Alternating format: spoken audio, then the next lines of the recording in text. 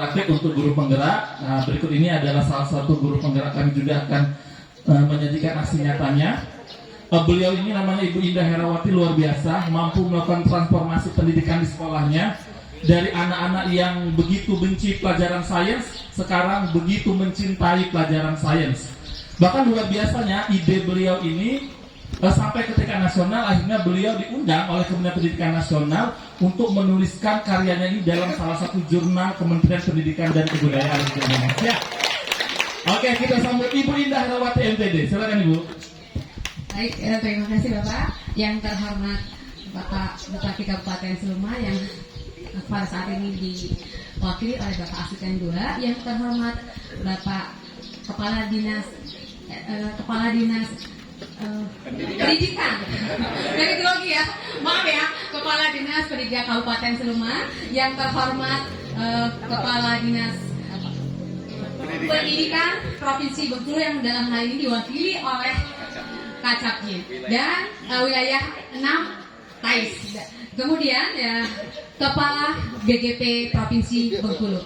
Mohon maaf Bapak Ibu, saya jadi grogi karena Pak Selenda berlebihan mempromosikan saya.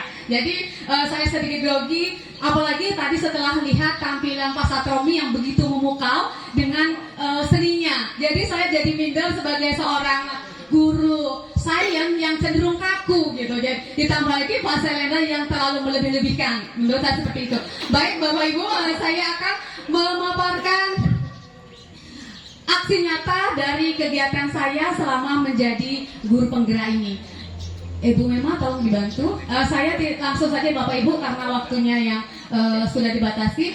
Saya mulai dari aksi modul 1. Nah, modul 1 ini diawali dengan filosofi Ki Hajar Dewantara bahwa tujuan dari pendidikan adalah menuntun segala kodrat yang dimiliki pada anak, baik kodrat alam maupun kodrat zaman, sehingga anak dapat mencapai kebahagiaan dan keselamatan yang setinggi-tingginya. Nah, dalam rangka mencapai tujuan pendidikan berdasarkan filosofi Ki Hajar Dewantara ini, saya tayangkan gambar yang pertama Bapak Ibu.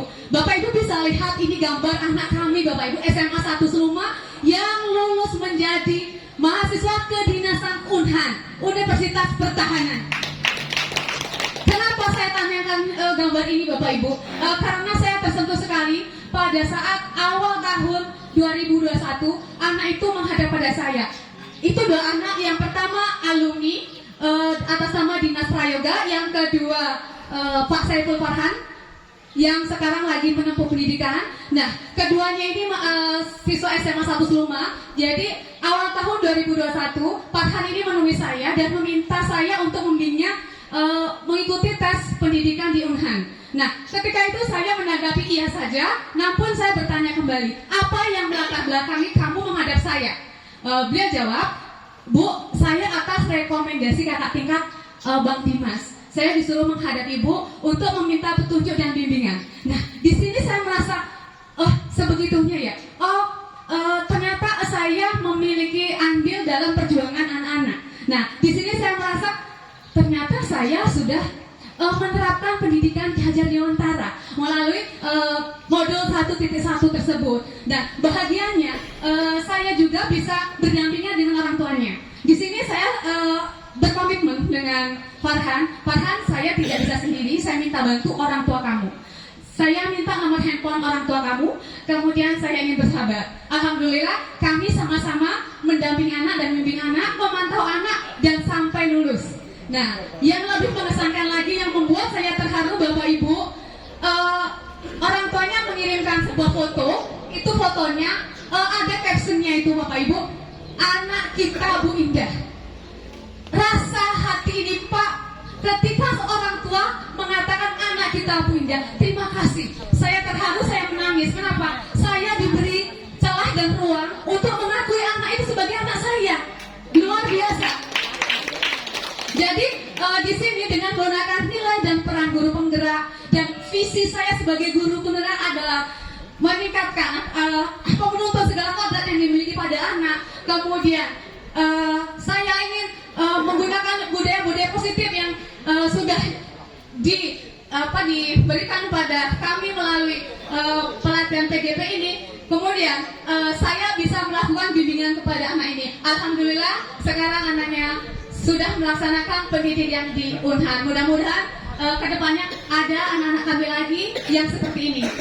Kemudian saya lanjut ke modul 2. Nah, modul 2 ini modul yang sangat berkesan dari saya, karena selama ini yang saya tunggu dari setiap modul adalah inovasi pembelajaran. Saya paling senang belajar inovasi pembelajaran. Nah, namun pada modul 2.1 ini tapi tidak menemukan inovasi pembelajaran, namun setidaknya adalah inovasi yang saya buat. Nah, pada modul 2.1 saya melakukan pembelajaran berdiferensiasi, yaitu diferensiasi konten. Saya menyediakan beberapa sumber-sumber belajar, kemudian proses yang membagi anak dalam kelompok-kelompok, dan kemudian diferensiasi produknya ini Bapak Ibu. Ini adalah karya dari siswa saya berdasarkan sumber belajar yang ada di sekolah. Jadi kalau selama ini mungkin saya mengajar masih kaku, saya hanya mengajar di depan kelas dengan kondisi anak harus mendengarkan saya. Namun melalui program guru penggerak ini, terima kasih ya BGP sudah memberikan kesempatan saya untuk belajar kembali. Nah, di sini saya mengajak siswa melakukan observasi. Saya ajak siswa keluar. Saya tidak mau siswa ada di dalam ruangan. Jadi gimana caranya? Saya ajak anak keliling sekolah. Apa yang dilakukan di depan sekolah? Di depan sekolah kami punya potensi pembelajaran Bapak Ibu. Apa itu? Yaitu Bendungan Seluma. Bendungan Seluma ini adalah kearifan lokal dari SMA 1 Seluma, khususnya warga Seluma semuanya. Ini adalah maket dari Bendungan Seluma. Inilah inspirasi saya untuk mengajar. Nah, dari Bendungan Seluma ini, anak-anak saya minta untuk mengidentifikasi apa yang kamu dapatkan dari Bendungan Seluma ini. Nah, akhirnya teridentifikasi masalah. Apa itu masalahnya? Di sekitar Bendungan Seluma itu sering terjadi banjir. Nah, kalau sering terjadi banjir, apa yang bisa kamu lakukan anak-anak? Membuat alat deteksi banjir. Nah, ini Bapak Ibu alat deteksi banjirnya. Nah, ini bisa berbunyi. Kalau mengenai ini ada indikator ya, ada indikator lampu, ada indikator bunyi. Bila lampu ini tersentuh dengan air, maka menimbulkan bunyi. Dari itu ada beberapa lampu. Ibu ini lampunya kelihatan. Lampu-lampu ini menunjukkan ada indikator siaga, waspada, bahaya, dan kemudian silahkan keluar. Jadi ini adalah indikator yang kenaikan air. Dan selain indikator tersebut diiringi juga dengan bunyi yang dikeluarkan. Jadi saya merasa menjadi guru fisika yang wow ketika bisa mengajar menggunakan alat ini. Nah, hal yang membahagiakan saya, apa yang saya buat, alat yang saya buat ini tidak hilang begitu saja. Setiap tugas-tugas dari CGP, saya selalu menuntut diri saya untuk selalu menagih prospek dari tugas-tugas tersebut. Saya tidak mau Bapak Ibu tugas CGP sebagai kewajiban saya sebagai guru mengikuti CGP selesai begitu saja. Saya ingin ada prospek kedepannya dari tugas tersebut. Nah, saya tagih prospeknya itu. Alhamdulillah prospeknya adalah saya menulis. Dan setelah itu saya tulis tulisan saya, kemudian ada event ya tingkat nasional, penulisan artikel ini coba-coba deh saya kirimkan. Nah, alhamdulillah meskipun saya nggak di CGP, berapa bulan kita off di CGP, saya masih bisa eksis. Di sini di bulan September saya dapat undangan Bapak Ibu di kementerian, artikel saya masuk 100 besar nasional. Nah, kebahagiaan itu tidak begitu hilang secepat itu Bapak Ibu. Ternyata di bulan Oktober saya dapat undangan lagi, artikel saya masuk 20 besar nasional. Nah, alhamdulillah saya diundang pada bulan Oktober tersebut untuk telaah penulisan dan kemudian persetujuan penerbitan. Insya Allah Januari artikel saya terbit di jurnal Dikmendiksus. Terima kasih Bapak Ibu. Nah, itu adalah pencapaian saya selama mengikuti diklat PGP ini di modul 2. Nah, kemudian di modul 3 saya juga nggak mau kalah dong. Ketika modul 2 saya sudah berinovasi, saya mau modul 3 itu pun berinovasi. Nah, apa inovasi yang saya buat di modul 3? Awalnya inovasi saya itu tidak menarik ya. Kerdilah menurut saya, keringlah. Apa inovasi yang saya buat? Saya hanya buat penguatan program IATA melalui pengolahan sampah plastik, yaitu membuat eco-bright. Saya berpikir kok eco-bright itu mah biasa gitu ya. Tapi itu saya masukkan ke dalam tugas saya upload di tugas saya itu eco-bright-nya itu. Nah, eco-bright masih sampah plastik. Ini adalah kursi taman yang dalamnya adalah Ya, yang dalamnya adalah botol plastik yang diisi sampah dengan berat 200 gram setiap botol. Nah, saya merasa inovasi ini kurang deh, nggak greget gitu ya, saya merasa begitu.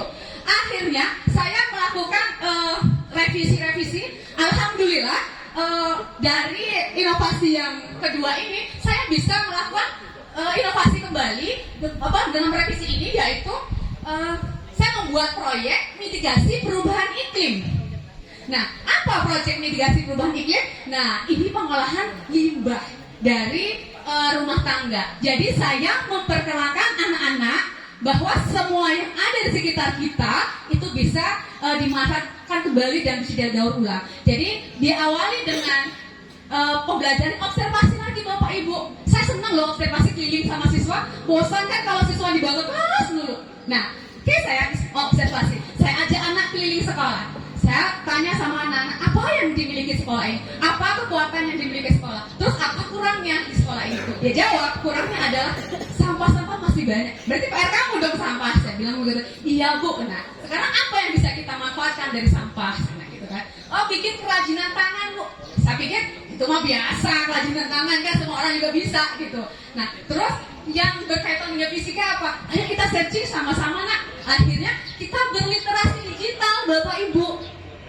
Jadi memanfaatkan literasi digital, anak kan boleh pakai handphone di sekolah. Jadi kami berliterasi digital, akhirnya menemukan beberapa produk yang bisa dibuat melalui pengolahan limbah sampah. Limbah sampah apa aja itu? Sampah padat atau sampah plastik, atau disebut juga sampah anorganik, itu yang disampaikan Bu Mila tadi, yaitu eco-bright. Terus sampah cairnya ada Bapak Ibu, apa aja sampah cairnya gitu kan. Nah, di sampah cair itu kan ada limbah rumah tangga yang disebut dengan minyak jelantah ya, minyak hasil penggorengan berkali-kali yang dibuang-buang. Nah, apa inovasi dari anak-anak? Nih anak saya bikin Bu, biodiesel Bu. Ini solar Bu. Ini solar yang dibuat anak kami Bapak Ibu, luar biasa. Nah, enggak, karena kita pembelajarannya berdiferensiasi, jadi enggak satu produk aja Bapak Ibu. Ini Bapak Ibu untuk sampah organik ya, yang dari rumah tangga itu kan ada sayur-sayuran. Ini Bapak Ibu POC. Apa POC itu? Pupuk organik cair. Nah, produk anak kami juga Bapak Ibu. Nah, kemudian ada lagi Bapak Ibu karbon, ibu-ibu yang sering pakai karbon. Nah, ini ada karbon. Karbon juga pengolahan dari minyak jelantah. Nah, kemudian sebenarnya ada sabun di sekolah, nggak sempat saya ambil. Nah, selanjutnya ada lagi di Bapak Ibu lilin aromaterapi yang suka-suka stres. Nah, kita pakai ini di rumah, bikinnya gampang banget, semua bisa gitu.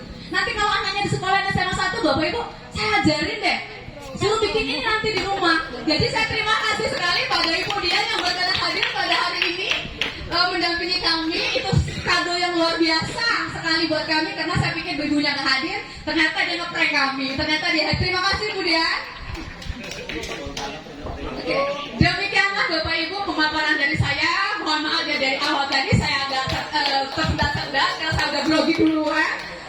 Bila itu Assalamualaikum warahmatullahi wabarakatuh.